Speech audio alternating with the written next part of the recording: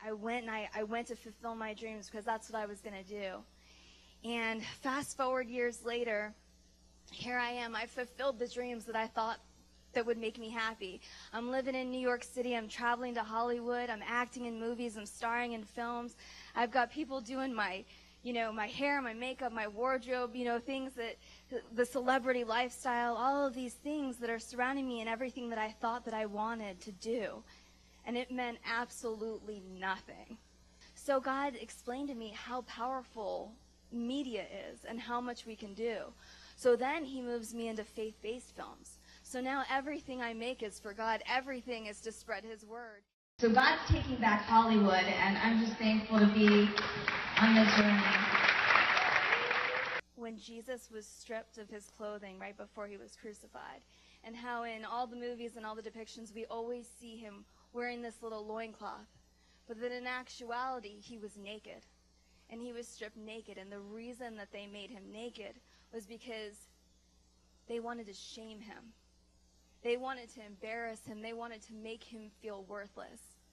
And every one of us, somewhere, something in our lives has tried to make us feel that way. Whether it's a person, whether it's, it came from our family, whether it was something makes us feel less than. And that was the first time that I started to understand my identity in Christ and who I was. And I started reading the Bible, and I thought, God says I'm a masterpiece? He says that he's counted every hair on our head? He says, wait, what? God says that he bottles our tears and writes down every sorrow. Can you imagine, you guys, doing that for someone that we love? Writing down in a book every single tear that they cry, keeping every single track of that.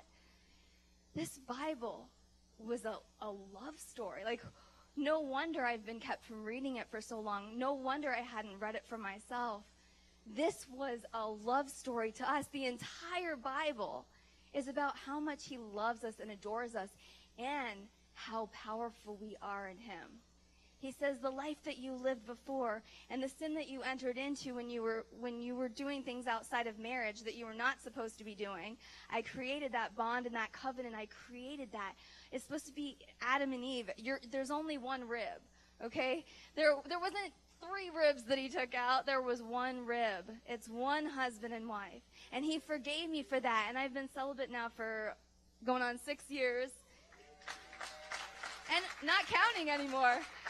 And what he then did was launch it into a ministry, and I was able to start counseling singles and couples on that. And it's really what God has now called me to do, is to speak out on purity, because it's something that's not being talked about enough. It is a sin in the darkness, and I refuse to let it be in the darkness anymore. We have to talk about it. We have to be open for discussion.